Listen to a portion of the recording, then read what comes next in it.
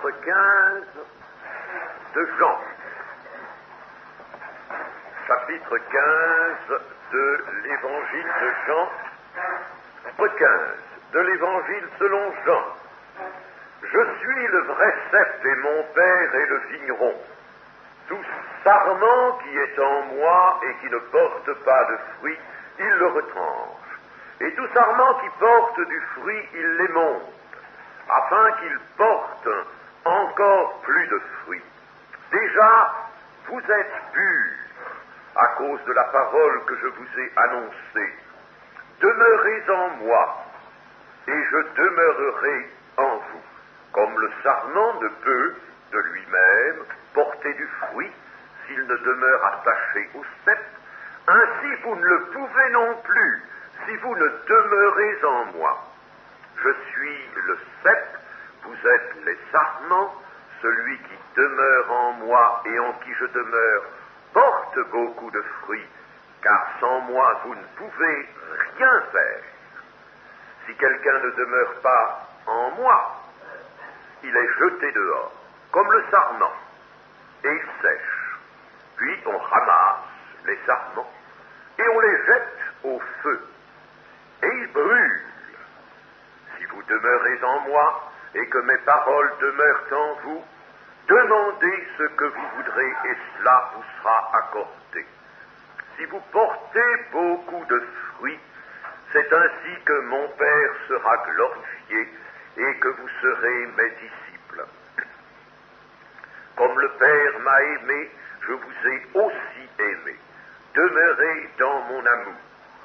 Si vous gardez mes commandements, vous demeurerez dans mon amour, de même que j'ai gardé les commandements de mon Père et que je demeure dans son amour.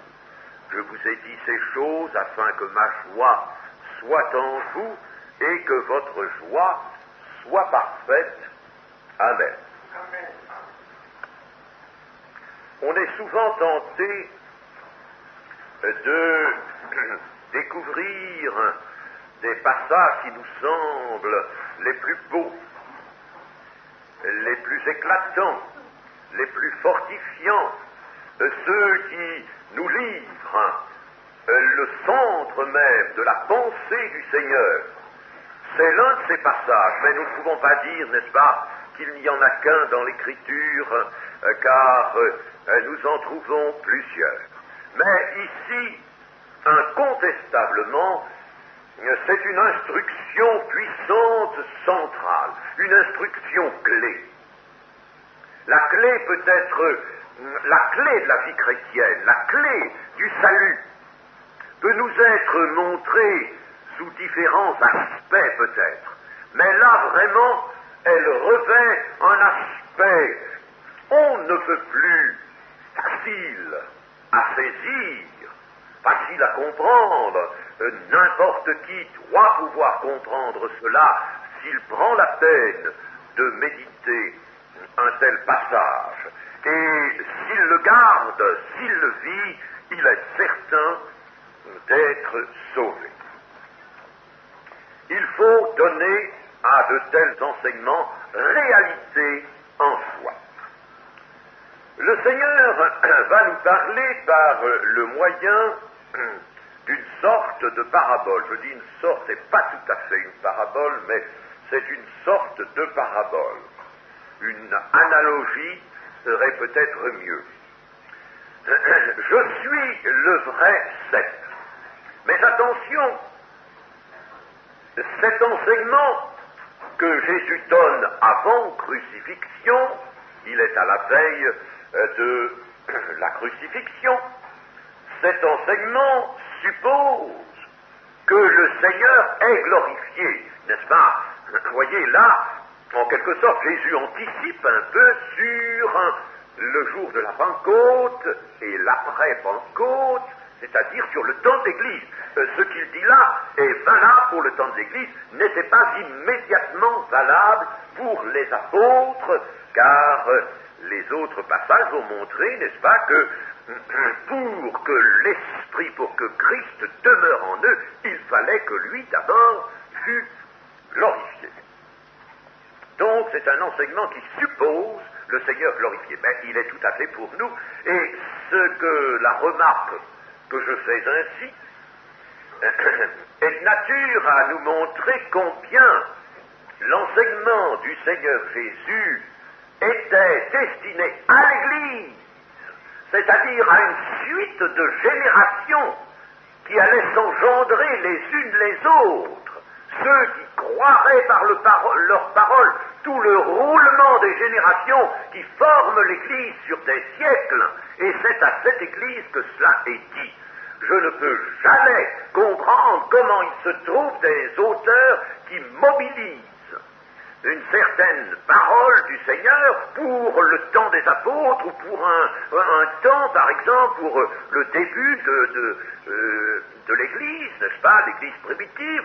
Ils mobilisent la parole pour ça. Mais chers amis, c'est un crime cela. Je n'ai jamais pu comprendre cela, comme je vous le disais hier, n'est-ce pas. La parole est adressée à tous, et à nous de la recueillir pour notre part. Les instructions que Jésus avait données précédemment avaient eu pour cadre la salle du souper. La salle du souper où il avait institué la Sainte Seine. Mais, à la fin du chapitre 14 que nous avons vu hier, nous avons lu, n'est-ce pas, afin que le monde sache que j'aime le Père et que j'agis selon l'ordre que le Père m'a donné, levez-vous, partons d'ici. Ainsi, le Seigneur s'était levé avec ses apôtres et avait quitté la salle du souper. Lorsqu'il prononce cet enseignement et ceux qui vont suivre, il n'est pas non plus à Gethsémané. Il n'a pas encore franchi le torrent du Cédron. Et par conséquent, il se trouve en deçà du torrent du Cédron et on ne voit pas bien, il fait nuit, on ne voit pas bien où il est. L'endroit n'est pas précisé, il a trouvé quelque endroit, soit à Jérusalem même, soit au sortir de la ville, quelque endroit où, avec ses disciples, il poursuit l'entretien. Je suis le vrai cep. Qu'est-ce que cela veut dire, le vrai cep? Lorsqu'il y a un cep sur la terre, c'est un cep qui, comme nous l'avons montré dans une étude récente, reproduit son type, n'est-ce pas, le type qui vient de la création. Mais ici, le vrai cep veut dire le cep véritable, c'est-à-dire celui qui va dispenser bien mieux qu'une sève nourricière productrice de fruits, de raisins, c'est le cep qui va dispenser la vie véritable. La vie véritable. Voilà ce que veut dire le Seigneur, le vrai cep. Tout cep est un vrai cep, si l'on veut dire, n'est-ce pas, puisqu'il est conforme à son type. C'est pas l'homme qui a fait un cep et il en serait bien incapable. Il est capable de faire des avions, de faire des fusées, des canons, des bombes atomiques, tout ce qui détruit, tout ce qui embête, tout ce qui trouble et tout ce qui pollue. Voilà ce que l'homme est capable de faire. Mais quant à faire un cep et même un brin d'herbe ou une petite marguerite, il en est bien incapable. N'est-ce pas? Eh bien, là, le vrai cep veut dire celui qui va dispenser la vie véritable. Et si nous voulons bien considérer cette expression, le vrai cep, celui qui va dispenser ce qui est véritable, la vie véritable, nous remarquerons que dans la pensée du Seigneur, voyez, il faut que ce soit la nôtre, les choses de la terre sont des images passagères. Ce sont des réalisations, bien sûr, mais passagères. Donc, ce sont des ombres qui passent. Tandis que ça, c'est le vrai. Il va durer éternellement. Ce qu'il va produire, le fruit qu'il va produire, va durer pour la vie éternelle. Mon Père est le vigneron, ajoute le Seigneur. Ce qui veut dire, c'est lui qui a planté le cep. C'est lui qui a décidé d'envoyer son Fils sur la terre pour accomplir l'acte justicier, sans lequel aucun homme ne serait sauvé, et pour fonder l'Église. Le Père est le souverain. N'oublions jamais que le Père est souverain, et cela encore apporte une dénégation, n'est-ce pas? Ne nous laissons pas entraîner par les faussaires, les faux prophètes. Le Seigneur nous a prévenu qu'il y en aurait, n'est-ce pas? Eh bien, il y en a, les faux prophètes, les faux docteurs. Ne nous laissons pas entraîner par ces gens-là qui nous attachent au littéralisme. Ah, vous n'avez pas vu, tenez, il y a un petit verset. Puis tenez, il y en a encore 2 ou 3 par là. Un petit verset d'un côté, un petit verset de l'autre. Regardez comme ça. Et alors on arrive, voyez-vous, n'est-ce pas? La Trinité, ça n'existe pas. Les 3 personnes, ça n'existe pas. Jésus seul. Ne nous laissez pas entraîner, chers amis. Attention, il vous éloigne de la pensée. Il vous éloigne donc de la vérité. Ces gens, n'est-ce pas, qui jouent avec les versets comme on joue avec des cartes. Regardez la pensée ici, n'est-ce pas? Mon père est le vigneron. Lui, il est le cep. Et entre le cep et le vigneron, il y a une différence. Différence de rôle. Ça ne veut pas dire que le père ne soit pas en lui, que lui ne soit pas dans le père. Nous l'avons vu, cela. Et cela s'affirme encore ici. Mais la mission n'est pas la même. Mon père est vigneron, moi je suis le cep. Et qui a planté le cep, sinon le vigneron, dans sa souveraineté? Et si nous confondons le cep et le vigneron, à quoi aboutirons-nous? Vous voyez, n'est-ce pas, comme leur démonstration à tous ces gens-là. Méfiez-vous quand vous recevez des brochures comme ça, déchirez-les, mettez-les au feu. C'est de la sève de Satan, cela. Il ne faut jamais garder les choses chez soi, n'est-ce pas, qui viennent de l'ennemi. Donc, je suis le vigneron. Le Père exerce la souveraineté, et Christ n'a jamais dit qu'il exerçait la souveraineté. Il n'a jamais dit cela. Au contraire, c'est le Père qui exerce. Et s'il était absolument confondu en tout avec le Père, alors à qui obéirait-il? À lui-même. Mais il obéit au Père, il est soumis au Père. Le Père est le vigneron. Librement, il a planté sa vigne. Ce qui est une image, d'ailleurs, que l'on trouve déjà dans l'Ancien Testament. Et nous savons que, d'ailleurs, il en est ainsi pour tout disciple. Jésus a dit dans l'évangile de Matthieu que toute plante que le Père n'a pas plantée sera arrachée. Elle sera arrachée. Il faut que nous soyons une authentique plante que le Père a plantée, sans quoi nous n'aurions pas droit d'existence. Le cep a donc été planté par le Père qui est souverain, mais nous pouvons dire aussi que ce cep a un très grand prix, puisqu'il a été planté par le Père. Il est l'œuvre du Père. Et les disciples sont comparés aux sarments qui n'ont de vie que par le cep auquel ils sont attachés. Et ils sont attachés au cep. Pourquoi? Parce qu'ils sont nés sur le cep, parce qu'ils sont sortis du cep. Ils n'ont pas été greffés, hantés sur le cep, non, ils sont sortis du cep. Tout sarment qui est en moi et qui ne porte pas de fruit, il le retranche. Et tout sarment qui porte du fruit, il l'émonte. Tout sarment qui est en moi, c'est-à-dire tout sarment que je porte parce qu'il a poussé sur moi. Il est venu de moi et il puise en moi sa vie. Et cela doit être une réalité, naturellement, c'est pas une image qui ne correspond à rien ou qui correspond à quelque chose de vague, une image morale, n'est-ce pas, ou vaguement spirituelle. Cela correspond à une réalité dans la vie de l'esprit. La vie nouvelle est une vie qui puise sa substance et sa nourriture là où elle est née, là où elle a grandi, c'est-à-dire sur le cep. Le cep, n'est-ce pas, un bourgeon est venu sur le cep. lorsque, après la taille, il n'est plus resté que le cep, avec quelques petits bouts de branches, n'est-ce pas? Eh bien, là-dessus, des yeux, comme disent les vignerons, n'est-ce pas? Ils laissent 2 yeux, 3 yeux, 4 yeux, n'est-ce pas? Sur le cep, sur les petites branches du cep, n'est-ce pas? Alors là, il y avait un œil, et cet œil, il a poussé et il a donné un sarment. Eh bien, ce sarment, donc, a poussé, a grandi et nourri par la sève même du cep, la vie du cep.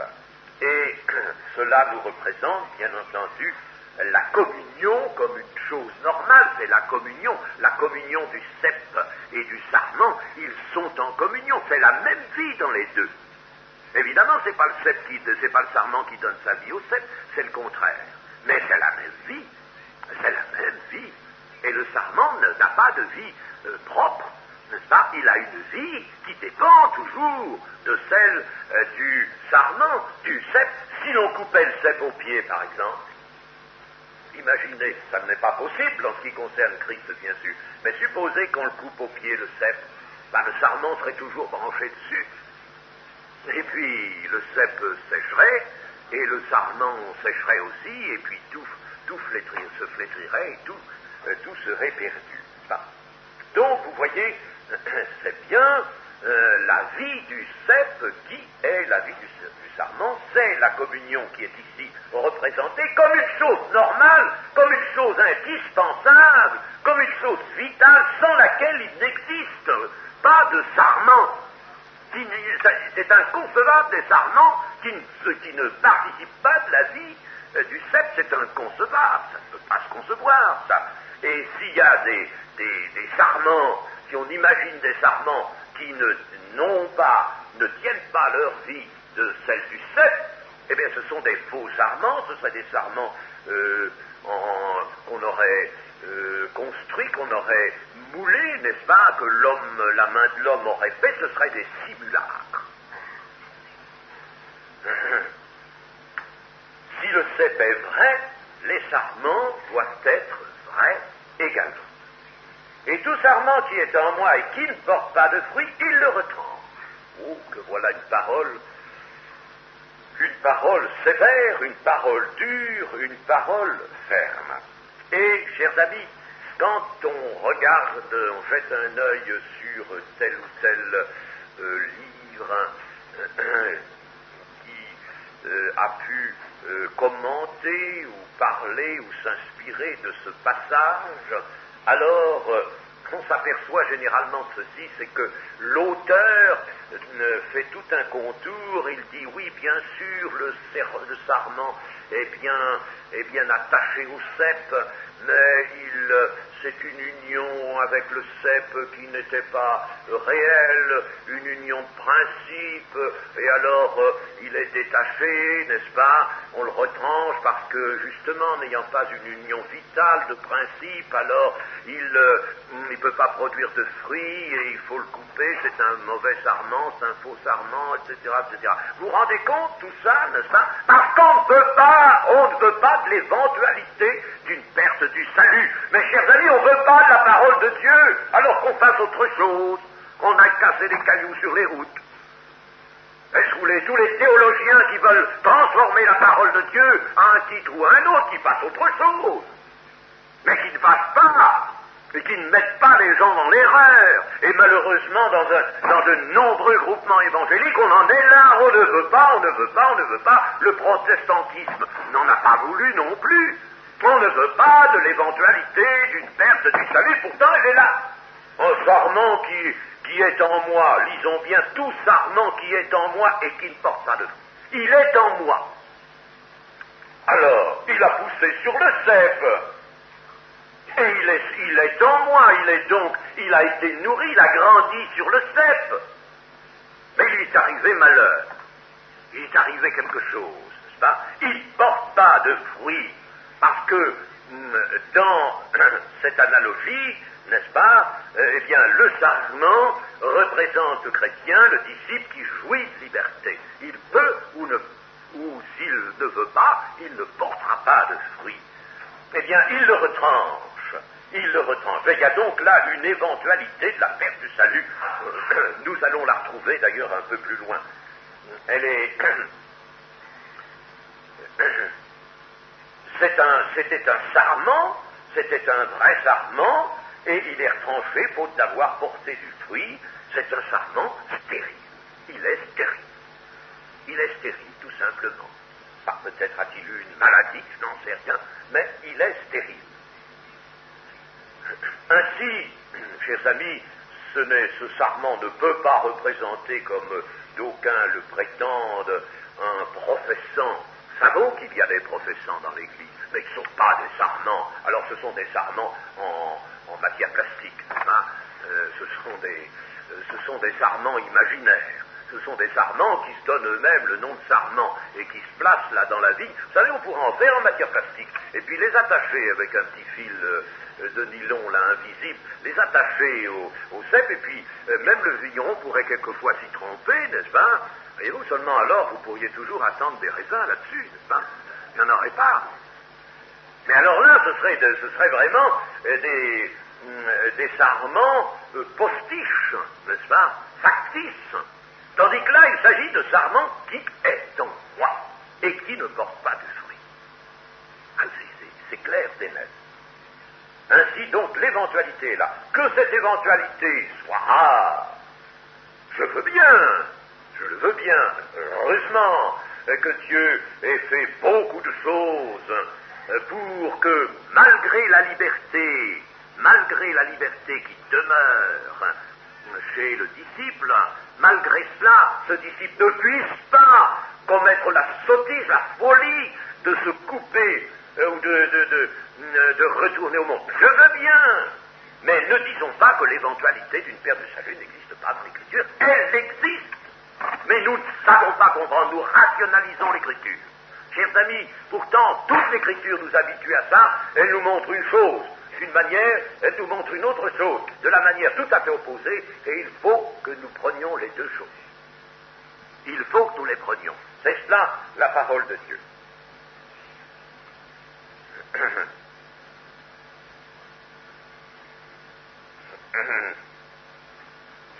Et tout sarment qui porte du fruit. Alors, laissons de côté provisoirement le sarment qui ne porte pas de fruit, puis alors il est tout bonnement retranché, n'est-ce pas? Mais il y a un autre sarment, alors, une autre sorte. En somme, il y a trois sortes de sarments.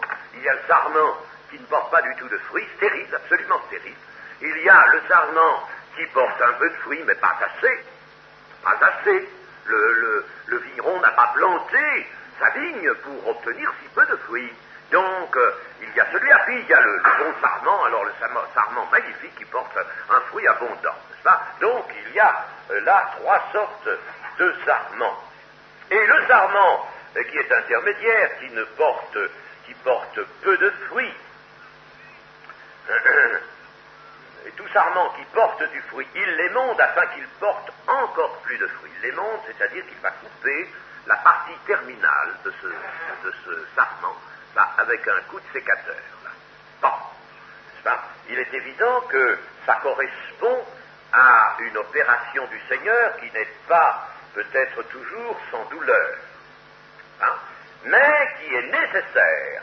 Car que s'est-il passé? Eh bien, il s'est passé ceci, c'est que la sève qui entrait dans le sarment se dépensait en allongement du sarment, en bois. Elle faisait du bois. Et ça, le vigneron le sait bien, tout vigneron sait bien, n'est-ce pas? Il dira, vous entendrez quelquefois un vigneron dira, cette année ma vigne a fait du bois. Elle a fait du bois, elle n'a pas fait de fruits. Elle a fait du bois, elle a fait beaucoup de bois et des feuilles. Oui, mais c'est très beau, mais c'est pas avec ça qu'il va faire du vin. Hein? Alors, beaucoup de bois. Elle fait du bois. Et cela n'est pas ce que le vigneron attend, il attend du fruit. Alors, elle s'est dépensée donc cette sève du sarment insuffisamment fécond, s'est dépensée en bois inutile, n'est-ce pas? Et il faut couper un bout. Comme ça, la sève n'ira pas plus loin. On coupe un bout, ça s'appelle émonder. Et comment traduire cette opération de l'émondage chez le disciple, chez le chrétien? Eh bien, ce sera une opération par laquelle le Seigneur, dans son amour, chers amis, le sécateur, c'est l'amour du Seigneur, ça. Et s'il n'y avait pas, si le sécateur restait dans la poche et n'intervenait jamais, le Seigneur n'aimerait pas sa vie. C'est une opération par laquelle le Seigneur va faire intervenir l'épreuve. L'épreuve qui est le grand moyen du Seigneur. Pourquoi faire l'épreuve? Eh bien, pour renforcer la foi, bien sûr, n'est-ce pas, cette foi si nécessaire, et pour faire tomber le bois inutile, c'est-à-dire toute activité superflue, toutes les pensées parasites qui dévorent la vie chrétienne, qui mangent la substance, la sève de la vie chrétienne, pour faire tomber les sensibilités nuisibles. On devient quelquefois, on retombe dans la sensiblerie humaine qui ne fait pas la volonté de Dieu. Chers amis, la volonté de Dieu, ne peut s'accomplir que selon un amour de l'esprit, un amour qui se saisit de la volonté de Dieu, pour faire tomber aussi les volontés propres, les volontés charnelles qui repoussent. Alors, bien sûr, on a toujours le prétexte, on a toujours la bonne raison, n'est-ce pas, de servir le Seigneur, d'être un disciple, d'être un chrétien. Alors on s'affaire, alors on devient sensible, gentil, on témoigne de beaucoup d'affection à l'un, à l'autre, on commence peut-être à se recevoir, les réceptions, on va organiser ensemble des déplacements, des voyages, etc. Et puis, alors on va dire, oh, vous savez, l'été prochain, on va faire telle et telle chose, tenez, on va aller dans tel endroit, on assistera à tel grand rassemblement, ou on ira en Israël, ou on fera ceci, on fera cela, n'est-ce pas? Tout ça, c'est parasite. Et le fruit en diminue. On croit faire œuvre chrétienne. En réalité, on se fait plaisir. On se fait plaisir entre quelques chrétiens, n'est-ce pas? Toutes ces sensibilités, toutes ces pensées parasites, tous ces projets superflus, toutes ces activités qui ne riment à rien, toutes ces paroles qui sont du bruit et qui ne déterminent rien, tout cela, le Seigneur veut émonder. Et il a un moyen, son sécateur, c'est l'épreuve. Alors dans l'épreuve, alors là, ça tombe. On est obligé de renoncer à ses projets, on est obligé de réfléchir sur soi-même, on est obligé de s'humilier sous la puissante main de Dieu et de pleurer. Voilà l'émondage.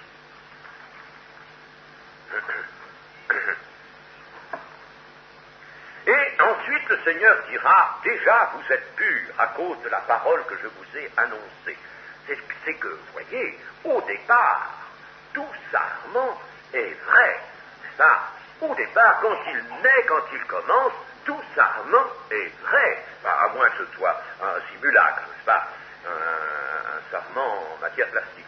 Mais si c'est un vrai sarment, n'est-ce pas, c'est un sarment vraiment qui est attaché au cep, eh bien, il est vrai au départ, il est pur. C'est-à-dire que la parole de vie a construit ce sarment. C'est bien la parole de vie qui lui a donné ses substances et qui lui a donné ses cellules et qui lui a donné la possibilité de croître et les matières pour croître. La parole de Dieu donc a formé ce sarment et la parole de Dieu a purifié l'homme devenu disciple. Elle l'a purifié en le sanctifiant et elle est le moyen constant d'une sanctification, d'un jugement de soi-même. Elle doit être ce moyen constant. Déjà vous êtes purs. Si nous lisions par exemple dans la première épître de Pierre, nous verrions comment le Seigneur entend cela, vous êtes purs. Première épître de Pierre, chapitre 1er, 1 et 2. Pierre, apôtre, Bon, je passe ce rappel et je viens au verset 2. Ah non, on ne peut pas. Pierre, apôtre de Jésus-Christ, à ceux qui sont étrangers et dispersés dans le Pont, la Galatie, la Cappadoce, l'Asie et la Bithynie. Alors, Pierre, donc à ceux-là, et qui sont élus, selon la préscience de Dieu le Père, par la sanctification de l'Esprit. Voyez-vous, à l'élection,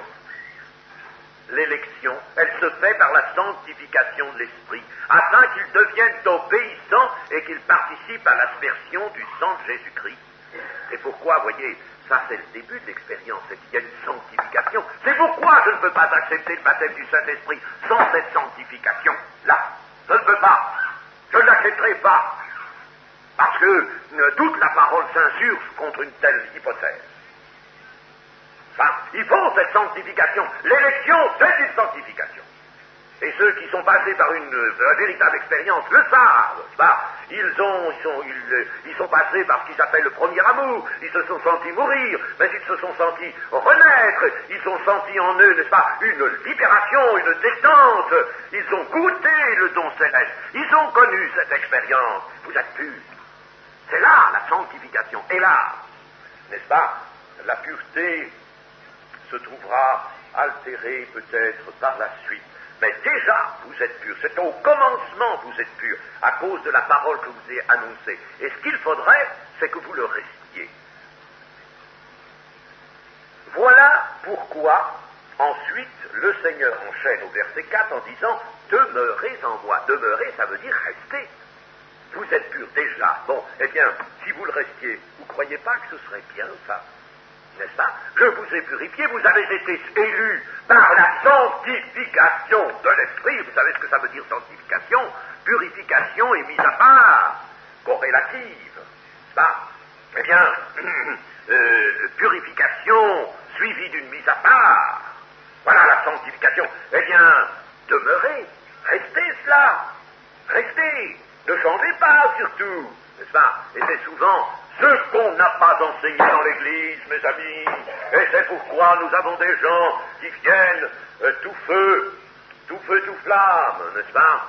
Ils viennent, ils nous donnent au début des beaux témoignages. Et puis, quelque temps après, hélas, on est obligé de constater, de dire, bah oui, il est retourné, bah oui, il vient plus aux réunions. Bah oui, il recommence à fumer, bah oui, il recommence à aller là-bas, etc. Oh, quelle catastrophe,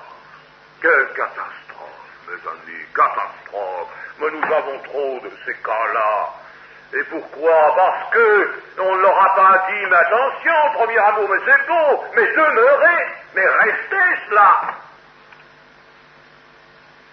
Et c'est ça qui a manqué, n'est-ce pas? Demeurer. Il faudrait qu'on prenne les nouveaux convertis, et puis qu'on les mette à part, parce qu'il faudrait des réunions pour eux spécialement. Et puis insister vraiment pour eux, puis leur dire, mes petits enfants, demeurez. Vous savez, quand la parole, n'est-ce pas, fut annoncée à Antioche, de Pisidie, de Syrie, oui, à Antioche de Syrie, non pas de Pisidie, de Syrie, à Antioche de Syrie, n'est-ce pas? Et que, alors là, Barnabas s'aperçut qu'il y avait un grand nombre de gens avec des Grecs, des païens qui avaient cru, tout ça. Il disait, magnifique, cette moisson-là, c'est superbe, mais c'était un homme de bien, c'était un homme rempli du Saint-Esprit. Mais attention, il faut qu'il demeure. Alors, vite, il s'en va chercher Paul. Il se sent trop faible tout seul pour faire cet ouvrage. Il s'en va chercher Saul, et puis il amène Saul, et puis il dit, il faut les affermir, ces gens-là, pour travailler à ça. Et pendant une année, ils vont travailler à affermir ces gens-là. Il y a là des leçons que nous avons oubliées aujourd'hui.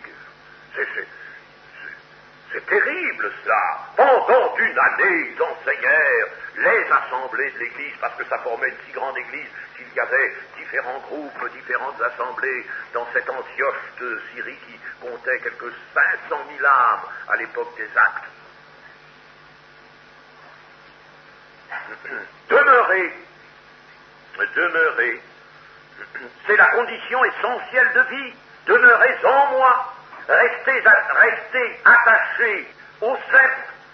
Ça, c'est la condition de vie et c'est la condition, par conséquent, du fruit porté. Et puis, c'est la condition, nous montre Christ, à laquelle lui-même accomplira une promesse, que voici, promesse corollaire, et je demeurerai en vous. Si vous demeurez attachés, moi, je demeurerai en vous. Moi, je vais aller avec ma vie, avec les puissances de la vie, avec mon esprit. Je vais aller en vous, je vais plonger dans le sarment. Je vais aller dans le sarment. Vous restez attachés. N'est-ce pas? Bien scellé là, bien ouvert, bien prêt à recevoir. Et moi, je vais voyager, aller jusqu'au bout du sarment. Et là, et c'est comme ça qu'il y aura du fruit. C'est la condition du fruit porté. Et le fruit porté, c'est la manifestation de la vie. Je vous ai dit, la vie est invisible.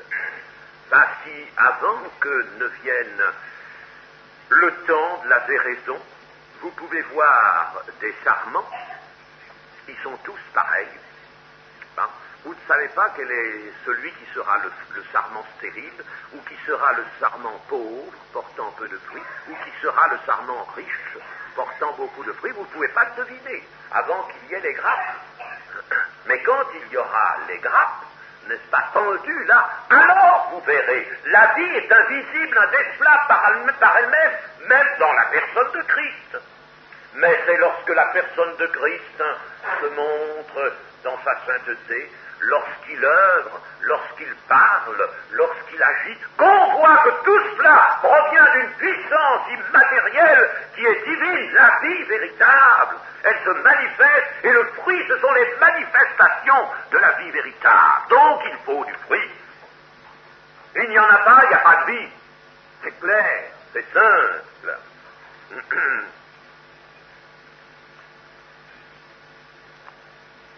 Et qu'est-ce que cela veut dire, demeurer en Christ? Car il faut être pratique, n'est-ce pas? On enseigne souvent ces choses-là, enfin on enseigne, on en parle de ces choses-là, n'est-ce pas? Mais on en parle souvent en passant comme ça, oui, demeurer en Christ. Et puis, le chrétien, il entend ça, il ne sait pas trop ce que ça veut dire, n'est-ce pas? Et il n'y réfléchit pas lui-même, et puis alors, bien entendu, il ne le fait pas. Ça ne change rien. Mais chers amis, je voudrais aujourd'hui que ça change quelque chose, chez vous. Je voudrais que ça change quelque chose. Eh bien, qu'est-ce que demeurer en Christ? Il faut que nous y réfléchissions et que nous constations que demeurer en Christ, c'est employer, se servir d'une façon constante, avec persévérance, des voies divines du salut. Voilà. Demeurer en Christ, c'est ça. Christ, c'est le Sauveur. Christ, c'est le Seigneur de ceux qui sont sauvés. Et il nous offre, il est le chemin, il nous offre les voies divines du salut. Mais à nous, n'est-ce pas, d'employer ces moyens divins du salut, travaillez à votre salut, mettez en acte votre salut. C'est une autre forme de dire demeurez en Christ.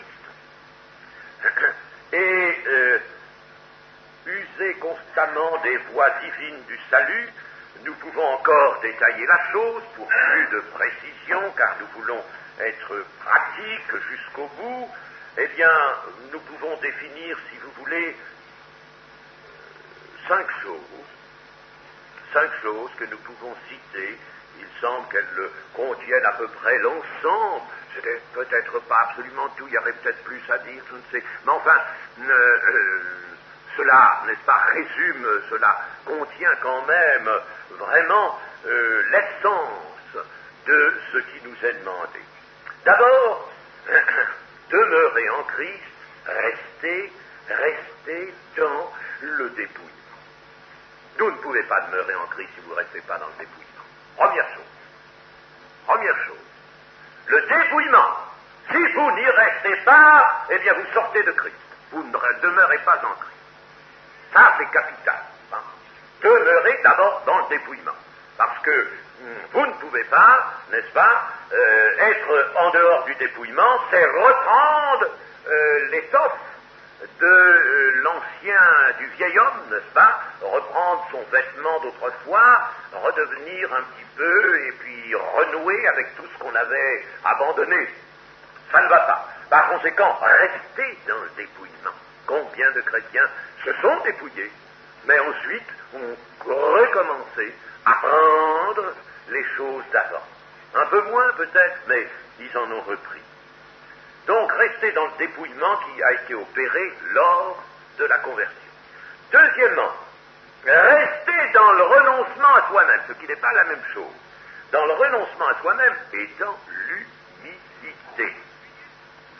Le renoncement à soi-même, n'est-ce pas, ce qui fera que l'on ne dira pas, ah ben moi je vais faire ceci, ou maintenant moi je connais la parole de Dieu, bon, je fais un plan, je vais agir, ma volonté, et puis je pars, n'est-ce pas, et puis, bien entendu, je suis amené très vite à rechercher plutôt ma gloire que celle du Seigneur, ça c'est le contraire du renoncement. Renoncer à soi, rester dans l'humilité, c'est s'interdire de parler par soi-même, s'interdire d'agir par soi-même comme Christ nous montre qu'il l'a fait. Je ne dis rien de moi-même, les paroles que je vous dis sont les paroles. Alors nous devrions pouvoir dire, moi les paroles que je dis, c'est les paroles de mon maître Christ. Je ne veux rien dire de plus. Je ne veux pas permettre des appréciations. Je ne veux pas permettre de philosopher avec la parole de Dieu. Je ne veux pas permettre des extrapolations de la parole de Dieu, n'est-ce pas? Je ne veux rien me permettre, absolument rien. Je ne vais pas dire, par exemple, oh ben oui, la parole dit ça, mais enfin pratiquement on est obligé de faire comme ceci, comme cela. Non, je refuse, j'ai renoncé. C'est un renoncement à soi, renoncement à ce qui vient de l'homme, renoncement à la volonté propre de l'homme, renoncement à vivre une vie par ses propres moyens. C'est cela le renoncement et l'humilité. Bien entendu, ça va ensemble. Troisièmement, alors nous le verrons dans le verset 7 qui vient, troisièmement, gardez la parole du Seigneur. Je vais le développer un peu plus loin puisque le verset nous y invitera. Gardez la parole du Seigneur, ce qui sera l'aimer. On ne peut pas aimer sans garder, sans observer la parole du Seigneur. Celui qui dit « j'aime Christ », ah oui, moi j'aime bien Christ, mais je peux pas, mais je fais ceci, cela. Alors non, ne dites pas « j'aime Christ », dites « je n'aime pas Christ ». Je n'aime pas Christ. Parce que si je l'aimais, je garderais la parole. Et le Seigneur ne se paie pas de mots. Il ne se paie pas de protestations. Il n'en veut pas les protestations verbales. Il ne se paie pas de cette monnaie-là. Lui, il nous a payé d'un grand prix. Eh bien, nous devons le payer. Je ne dis pas payer notre salut, n'est-ce pas? Mais, je veux dire, nous devons payer en retour, n'est-ce pas? De quelque chose de vrai, de tangible, n'est-ce pas? Garder les commandements, les observer, ça, c'est le prix que le chrétien donne. Ah. Quatrièmement,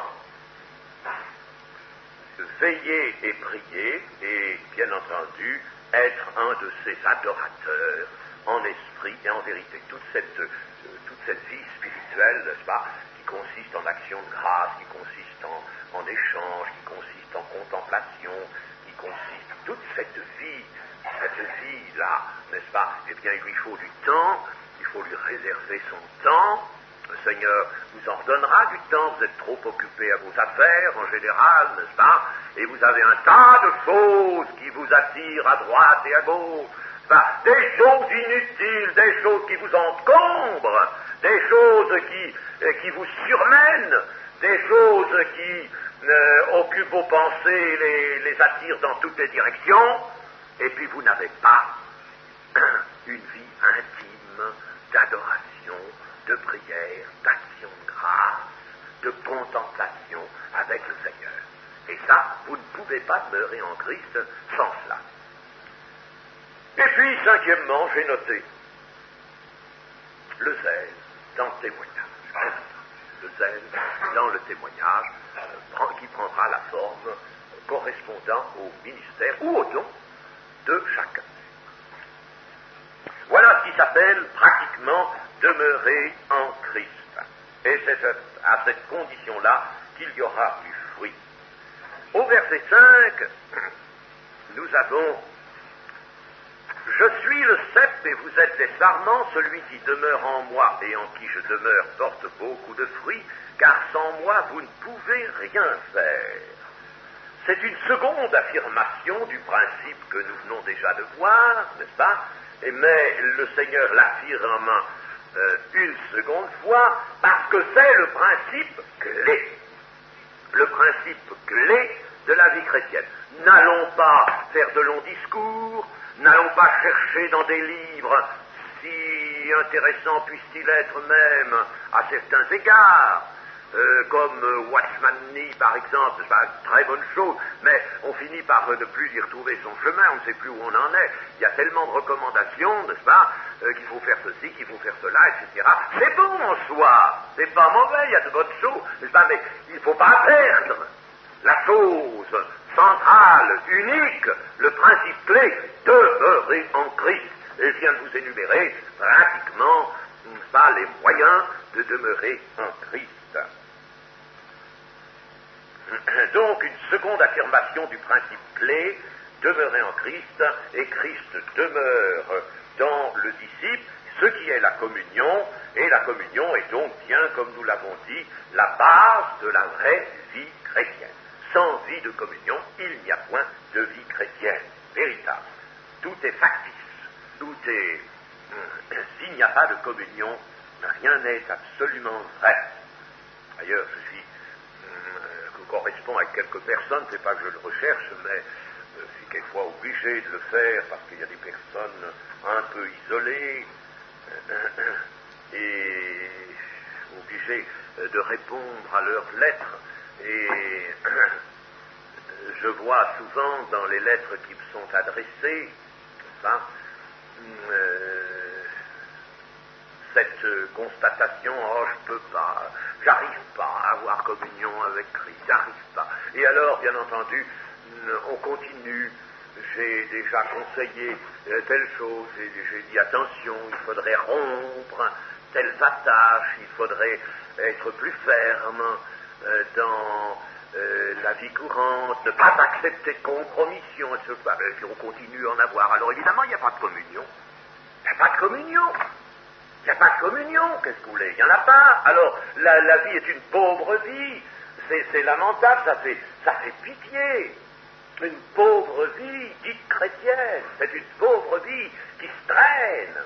Une vie qui se traîne. C'est lamentable, n'est-ce pas? Il n'y a pas de décision, il n'y a pas de fermeté.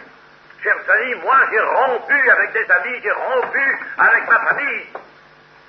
Enfin, ceux avec qui il a fallu rompre. Pas que je les ai jetés, mais je refusais catégoriquement, je suis jamais allé à un mariage.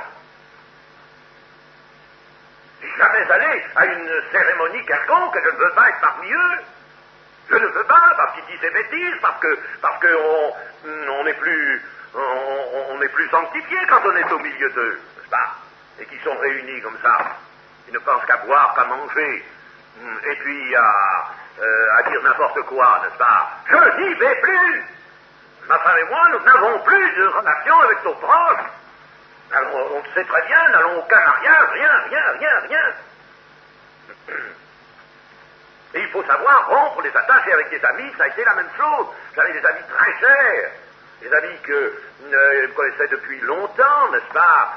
Des amis que on s'embrassait, on se connaissait, on s'aimait bien. Eh bien, il y a rupture.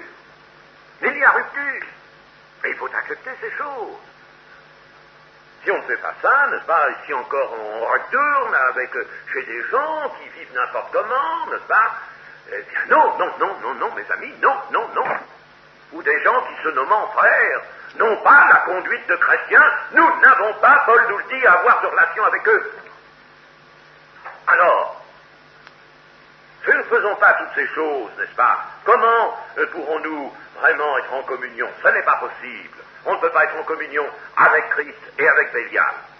C'est pas possible. Il n'y a pas une double communion. Ça n'existe pas. Christ n'accepte pas une pareille chose. Et alors, attention à toute rupture, n'est-ce pas? Nous dit le Seigneur, celui qui demeure en moi et en qui je demeure porte beaucoup de fruits, car sans moi vous ne pouvez rien faire. Attention donc à la rupture. Ce serait l'arrêt du fruit, que personne surtout ne s'imagine être, tout en étant un sarment, être lui le cep, un cep indépendant, n'est-ce pas, voulant tirer de lui-même les directions et les forces de son activité, que personne ne se fasse le cep, il est sarment, et le sarment a une vie de dépendance totale avec le cep, mais si je me rends indépendant, si je ne demeure pas, eh bien je vais me considérer comme le cep, alors je vais prendre tout en moi, et ce sera la catastrophe. La catastrophe.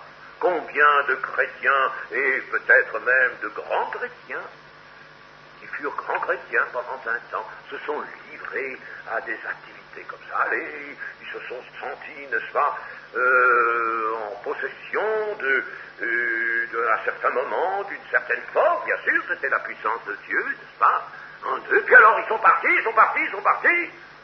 et puis leur nom a été mis en avant, et ils ont dirigé, ils ont fait un tas de choses, ils ont construit des choses, et puis patatras, tout dégringole, ça ne sert à rien, ils n'ont pas porté de vrai fruit. Avec Christ, il y a la fécondité, et la fécondité, le port du fruit, la fécondité, c'est le critère indispensable de la vie, c'est clair. Sans Christ, c'est la stérilité, et c'est la mort. Voilà, chers amis, n'est-ce pas, des choses qui sont nettes, très nettes, et c'est cela que le Seigneur nous enseigne. Au verset 6, même, n'est-ce pas, si quelqu'un ne demeure pas en moi, alors voilà, nous revenons à l'hypothèse du sarment qui se détache, n'est-ce pas? Si quelqu'un ne demeure pas en moi, il est jeté dehors, comme le sarment, et il sèche. Puis on ramasse les sarments, on les jette au feu et ils brûlent. Voilà le sort qui attend le sarment stérile. Il est retranché. Il est retranché, il est jeté dehors. Il est retranché. Et il sèche sur le sol. On le met là en tas, les sarments, vous avez vu, on les met en tas sur le sol quand on a fait la taille, n'est-ce pas? On les met sur le sol, on attend qu'ils sèchent. Et quelquefois, alors on fait cuire des viandes ou des poissons avec. Ça leur donne un très bon fumé. Mais il n'empêche que lui, le sarment, il brûle. Il brûle, même si ça fait de la bonne cuisine pour les inconvertis, n'est-ce pas? Eh bien, le sarment, il brûle. Le feu y est mis, et le feu, ici, ça évoque, quoi? La perdition et l'enfer. Pas autre chose. Le sarment retranché, qui sèche, il porte encore le nom de sarment, notez, quand on l'a, il y a un tas de sarments par terre, ça porte le nom de sarment. Ah oui, ça porte le nom de sarment, le sarment séché, on l'appelle toujours un sarment, mais il est destiné au feu. Dans les versets 7 et 8, alors, le Seigneur, après avoir écarté, justement, avoir parlé, comme pour, si vous voulez, se délivrer, parce qu'il fallait le dire, n'est-ce pas, de ce cas du sarment stérile, voici qu'il parle des sarments féconds. Notez qu'au verset 6, voyez, le Seigneur a dit, si quelqu'un ne demeure pas en moi, donc il a vu individuellement le cas, pas l'hypothèse du sarment, tandis qu'au verset 7, il dit, si vous demeurez en moi, et comme il ne dit pas vous à ses disciples, mais il les tutoie, naturellement, d'ailleurs, le tutoiement était de règle dans les langues anciennes, eh bien, là, il s'adresse à beaucoup, ben là, il a envisagé l'hypothèse d'un. Ce qui nous laisse à penser que, comme je vous le disais tout à l'heure, n'est-ce pas, cette éventualité d'un sarment stérile, tout à fait stérile, et qu'on doit retrancher, doit être une éventualité occupant peu de place, n'est-ce pas, une éventualité, mettons, suffisamment rare, plutôt rare. Ben, mais il faut la regarder.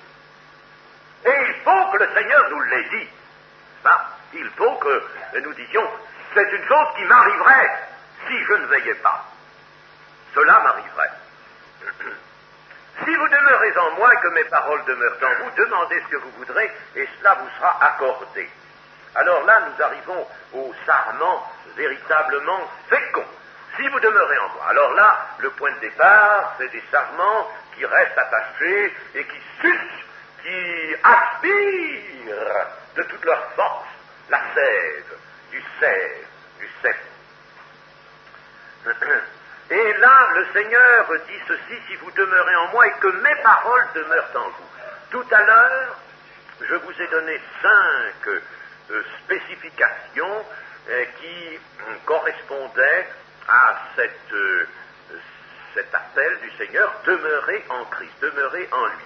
5 spécifications. Ici, le Seigneur n'en prend qu'une. Mes paroles demeurent en vous. Je vous avais dit, gardez la parole du Seigneur, ce qui sera l'aimer. N'est-ce pas? Ici, il dit, mes paroles demeurent en vous, ce qui correspond à garder la parole du Seigneur, n'est-ce pas? Il n'en prend qu'une spécification, mais les autres ne sont pas pour autant écartés. C'est la condition, disons, essentielle. C'est la condition essentielle. Garder la parole, l'observer, s'en souvenir pour l'observer. La garder vivante en soi pour l'observer. Alors, puisque le Seigneur ici en parle particulièrement de garder les paroles ou de demeurer dans les paroles du Seigneur, voici ce que cela signifie d'une façon pratique. Je viens toujours, n'est-ce pas, à l'idée de pratique. Il faut mettre la parole en pratique. Voyons donc, n'est-ce pas, les choses pratiques, ne restons pas sur simplement des données théoriques, des données générales, mais voyons la chose en pratique. Eh bien, demeurer dans les paroles du Christ, cela signifie méditer d'abord, méditer sans cesse les paroles du Seigneur, s'attacher à ces paroles, c'est-à-dire leur donner force, autorité dans le cœur. Attention, la lecture ne suffit pas pour faire cela. Méditation et attachement aux paroles. Hein? Attachement aux paroles. C'est-à-dire, il faut souvent se les répéter, il faut y attarder sa pensée. Dire, le Seigneur dit cela, il faut méditer, y attarder sa pensée, et puis les accrocher, bien les accrocher, parfois, avec humilité, accrocher ça, dedans. Voilà déjà une chose, gardez, ce sera déjà cela. Ensuite, demandez, il ne faut pas oublier cela, demandez au Seigneur de vivifier ces paroles, de les vivifier par le Saint-Esprit. Seigneur, que ton esprit me fasse comprendre, que ton esprit vraiment m'ouvre à ces paroles, qu'il ouvre mon intelligence, qu'il ouvre mon cœur, parce que je croirais peut-être les avoir comprises et je ne les aurais pas comprises. Alors, Seigneur, vivifie ces paroles en moi. Et puis, enfin, Seigneur, je veux vivre ces paroles, je veux les mettre en pratique, je veux que ma vie, maintenant, soit dirigée par ces paroles que je viens de méditer. Voilà ce qui s'appelle demeurer dans les paroles de Christ. Ces paroles sont une nourriture, n'est-ce pas? Voici ce qu'elles vont faire. Je vous dis maintenant, je viens de vous dire ce qui a été pratique, je vous dis maintenant ce qu'elles vont faire, ces paroles en vous, pour que vous sachiez, n'est-ce pas, exactement ce qu'il en est. Eh bien, ces paroles de Christ ainsi méditées, bien accrochées et revivifiées en nous-mêmes, en chacun de nous, par le Saint-Esprit, alors ces paroles vont être alors une nourriture. Ça, dans le cep, il y a deux sortes de nourriture.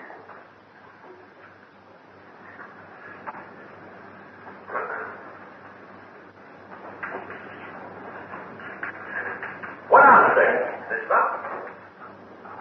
Bon. Voilà un cep de vitre, n'est-ce pas? Bien. Et voilà des sarments, n'est-ce pas? Eh bien, dans ce cep, il va y avoir d'abord une montée de sève, et qui sera la sève brute. Elle va monter, cette sève brute. Elle vient du sol. Ce sont des substances du sol qui montent ici, dans le cep. Ben, elles montent dans le cep. Et puis, ces substances, elles vont continuer et aller dans les sarments. Alors là, dans les sarments, n'est-ce pas, il y a des feuilles, n'est-ce pas?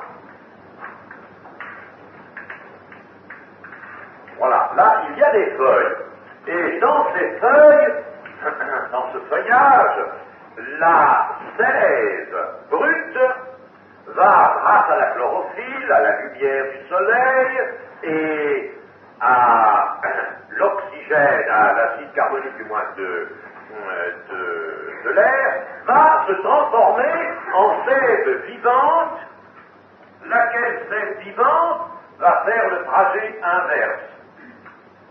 Voilà, la sève vivante, elle, va aller dans toutes les parties de la plante, et c'est cette sève vivante que j'ai faite en bleu qui va nourrir la plante. Mais la sève brute ne peut pas la nourrir, c'est pas possible. Alors il faut que cette sève soit vivifiée par le soleil. Étant donné qu'il y a de la chlorophylle, Dieu a tout prévu, naturellement, n'est-ce pas? Voilà, il faut qu'elle soit vivifiée. Alors si nous voulons nous nourrir du littéralisme biblique, ça tue, la lettre tue, c'est la sève brute, ça tue. Alors nous prenons la parole de Dieu, qui est une parole écrite, qui est une parole exprimée dans une langue humaine, nous la prenons, bien sûr, mais c'est la sève brute encore. C'est une sève utile, mais brute. Seigneur, vivifie, étendez vos rameaux au soleil de justice, et puis le soleil de justice va vivifier. Et c'est quand cette sève sera vivifiée qu'elle sera votre nourriture. Vous comprenez, n'est-ce pas? Si l'on oublie cela, alors c'est pourquoi on trouve un certain nombre de chrétiens qui vous citent toujours des versets, et qui obéissent, passez-moi l'expression, comme des ânes, comme des petits ânes. Et les petits ânes, hein? Eh bien, ils obéissent comme des petits ânes, tout simplement, ou comme des moutons de pâturage. Mais ils n'obéissent pas d'une façon spirituelle. Ah, ils sont toujours sur des commandements, ce sont des légalistes en général. Mais ce n'est pas cela, la lettre tue, mes amis. Vous savez que si on fait du légalisme, on peut détruire une église en rien de temps, cela s'est vu. Il faut que la sève soit vivifiée, c'est ce que les pharisiens n'arrivaient pas à comprendre. Jésus, n'est-ce pas, donne des paroles, mais cela n'est rien, c'est l'esprit, la chair et le sang, cela n'est rien, la chair et le sang. Ce qui compte, n'est-ce pas, mes paroles sont esprit et vie. Mais il fallait que ces paroles soient vivifiées par le Saint-Esprit, l'Esprit de vérité qui sera en vous. Il fait cet office. Vous comprenez ces choses? Vous voyez comme il y a beaucoup de choses à apprendre et à comprendre ici. Donc, ces paroles, une fois qu'elles sont vivifiées, qu'est-ce qu'elles vont faire? Eh bien, elles vont être une nourriture, un aliment, c'est-à-dire, elles vont produire. Pas des petits commandements rigides là, ne fais pas, ne prends pas, ne mange pas, laisse les cheveux bien longs, n'en coupe pas 1 centimètre, etc., etc., etc. C'est pas ça. C'est pas ça. C'est pas ça. Alors si c'était ça, moi je dirais ajoutez beaucoup de centimètres à vos robes. C'est ça? Mais oui, je dirais ça. Mais c'est pas ça, c'est pas comme ça que les centimètres doivent être ajoutés à vos robes ou que vos cheveux doivent conserver leur longueur. C'est pas comme ça. Il faut que les paroles vivifiées soient un aliment qui produise en vous les pensées de bien. C'est par les pensées de bien que vos toilettes, les dames, seront ce qu'elles doivent être. C'est par le cœur. Mais moi, je ne veux pas vous le commander extérieurement.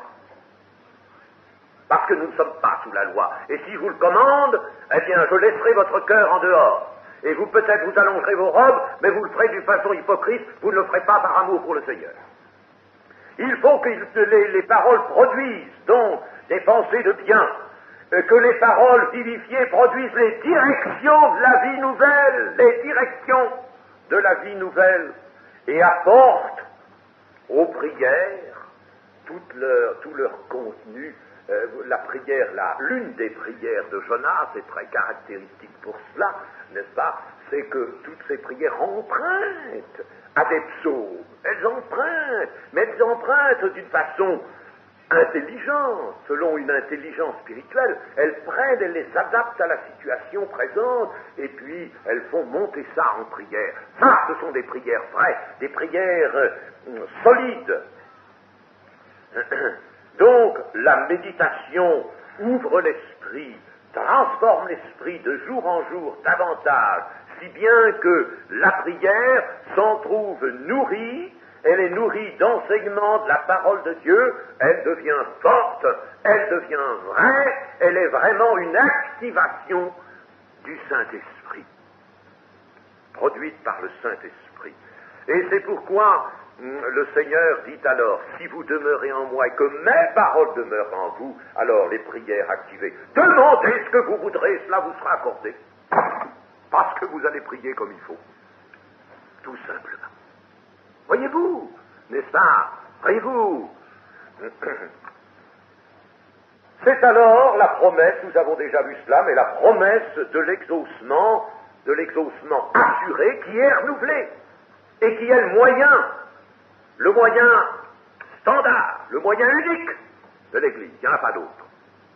N'allez pas chercher toutes sortes de choses dans le monde, n'est-ce pas? Ah, il nous faudrait beaucoup d'argent, il nous faudrait de grands édifices, il nous faudrait, quoi donc encore, de grands véhicules, des véhicules allant vite, il faudrait des avions.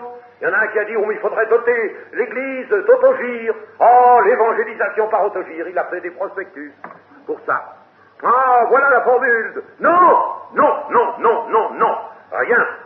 Ce qu'il faut, c'est la prière assurée de son exaucement. Tout doit être prière objective, comme j'ai dit l'autre jour. C'est la base de toute l'œuvre. L'Église primitive, c'est construite par le moyen d'une prière exaucée. L'Église primitive s'est construite ainsi. Et puis, n'est-ce pas, il arrive souvent que l'on dise, oh, oui, telle chose, ben j'ai prié pour cette chose.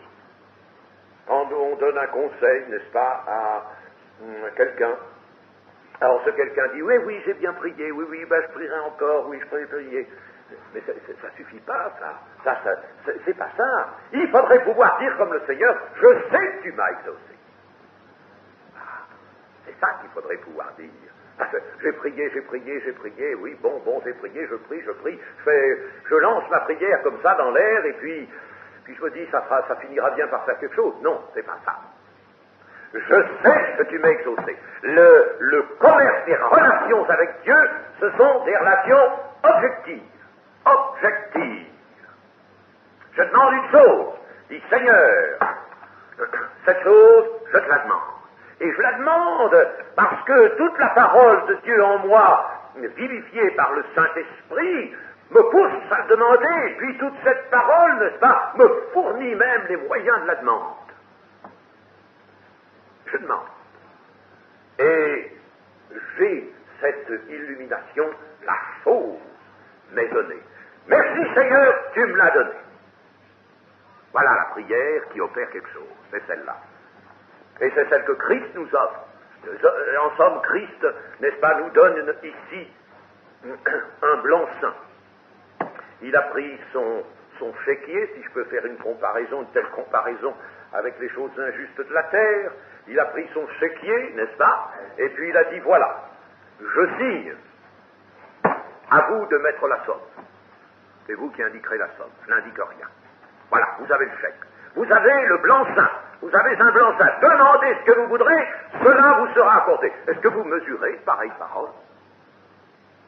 Il y a le pasteur Baptiste, là, de Toulouse, bien brave, très gentil, je l'aime beaucoup. Il a un beau sourire, et puis il est très gentil dans sa manière d'être, n'est-ce pas, d'origine hollandaise. Mais un jour, il vient me dire, oh, vous savez, la guérison, bien sûr, le Seigneur guérit. Ben, on ne sait pas quand il guérit, n'est-ce pas, on ne peut pas savoir, c'est pas toujours sa volonté, vous savez. Alors je dis, mais si je ne sais pas, moi, quelle est la volonté du Seigneur, je ne peux pas le prier. Je ne peux pas le prier. Dans ma capacité de prier, moi, je vais dire au Seigneur, fais quelque chose.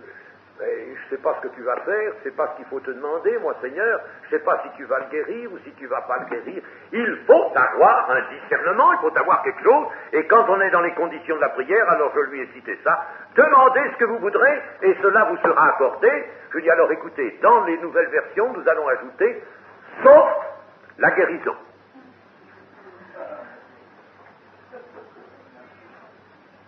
Le Seigneur a oublié de mettre ça. C'est une parole magnifique, mes amis, n'est-ce pas? Une parole qu'il faut savoir manier, bien entendu, mais elle est magnifique. Promesse d'exaucement. Et cela, n'est-ce pas, eh bien, cela commandera la fécondité, et la fécondité sera la seule chose qui glorifiera Dieu. Si vous portez beaucoup de fruits, c'est ainsi que mon Père sera glorifié et que vous serez mes disciples. Puis, les 3 versets qui terminent notre passage, comme le Père m'a aimé, je vous ai aussi aimé, demeurez dans mon amour, si vous gardez mes commandements, vous demeurerez dans mon amour, de même que j'ai gardé les commandements de mon Père et que je demeure dans son amour, je vous ai dit ces choses afin que ma joie soit en vous et que votre joie soit parfaite. Ces versets veulent nous dire ceci: par Jésus, c'est bien l'amour du Père, l'amour de Dieu, qui est venu vers les élus de Dieu. L'amour de Jésus est de même nature que l'amour du Père pour le Fils. Eh bien, le disciple, lui, il est aimé de cet amour-là, le même, et il va aimer par le même amour. Il n'y en a qu'un amour, un vrai, l'amour de l'esprit.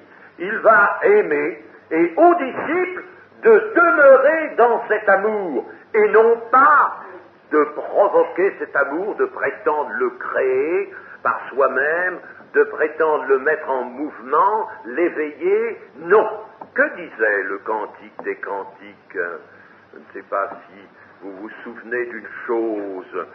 Nous avons étudié cela l'année dernière. Je ne sais pas si quelques-uns de vous étaient là. Dans le Cantique des Cantiques, au chapitre 2, par exemple, c'est répété plusieurs fois, au chapitre 2 et au verset 7, je vous en conjure, filles de Jérusalem, par les gazelles et les biches des champs, ne réveillez pas l'amour avant qu'elle le veuille. Là, elle, pour l'amour, parce que c'est poétique, et dans le langage poétique, l'amour est au féminin. Bon, mais que veut dire ce passage? Ne réveillez pas l'amour avant qu'elle le veuille. N'éveillez pas l'amour. Ne cherchez pas à éveiller cette chose-là, c'est pas de votre domaine, vous n'y pourrez rien. Ce n'est pas une chose humaine. Ne faites pas humainement vos efforts pour réveiller de l'amour. Éveiller ou réveiller dans l'Écriture, c'est la même chose. Pour réveiller l'amour, ne faites rien d'humain pour ça. Surtout pas, gardez-vous-en bien. N'éveillez pas l'amour, n'éveillez pas, ne cherchez pas une chose pareille. Ce serait sottise. Mais laissez l'amour faire son ouvrage toute seule. Laissez-le venir. C'est lui qu'il veut, parce que l'amour est une émanation directe de Dieu. Dieu est amour, et cet amour, il est dans la volonté de Dieu. Il n'est jamais hors de la volonté. Laissez l'amour faire et agir comme il le veut, quand il le veut. Surtout, n'allez pas devancer cet amour de Dieu, que ce soit bien l'amour de Dieu qui opère. Vous comprenez cette mention du cantique, n'est-ce pas? Comme elle est précieuse, et comme toute la parole est vraiment un langage spirituel. Laissons à l'amour faire son œuvre. Offrons-nous à l'amour nous-mêmes. Offrons-nous à l'amour en demeurant en Christ. Mais laissons l'amour faire son œuvre. La fidélité de Jésus au commandement du Père doit être celle du disciple à l'égard de Jésus, n'est-ce pas? C'est ce qui nous est rappelé ici, comme j'ai gardé les commandements de mon Père, n'est-ce pas? Comme j'ai gardé moi-même les commandements de mon Père, de même vous gardez mes commandements. Même fidélité, employez la même fidélité, et cela sera demeuré dans l'amour. Et puis vous verrez bien, à ce moment-là, l'amour, faire son œuvre. L'amour a des effluves, l'amour a des puissances, l'amour a, même je dirais, des caresses spirituelles. Laissez l'amour faire, comme nous le dit le livre des Cantiques. Surtout, fille de Jérusalem, surtout, vous qui êtes chrétiens à côté, ne n'éveillez pas l'amour. Laissez l'amour descendre d'en haut et faire son œuvre. Et puis, si vous êtes dans cette vie d'obéissance, dans cette vie de dépendance, dans cette vie où il n'y aura rien de charnel, rien qui soit la volonté propre de la chair, alors vous allez savourer l'amour. Je vous ai dit ces choses afin que ma joie soit en vous, parce que l'amour produit la joie. Ah, comme nous sommes loin de ces joies factices et provoquées. Quelquefois, on veut chez les jeunes, n'est-ce pas, faire mousser avec de la musique et des rythmes, et puis je ne sais quoi, n'est-ce pas, faire venir la joie. Comme me disait un jour, là, un jeune, il dit, il faut chanter vite, et puis il faut chanter beaucoup, puis toujours la même chose, alors comme ça, on est dans la joie, puisqu'il est dit, soyez toujours joyeux, n'est-ce pas? Petit misérable, va. C'est pas ça la joie, c'est la joie que produit l'amour du Seigneur. L'amour amène la joie, c'est ma joie, la joie que Christ a goûtée dans l'obéissance auprès de son Père, dans la soumission, dans cette vie dépendante. Ma joie, c'est celle-là, elle est parfaite, cette joie. Et c'est celle-là qu'il vous faut. Vous aurez la même exactement. Vous n'êtes pas traité moins que le Fils, vous êtes traité comme le Fils a été traité lui-même auprès de son Père. Amen.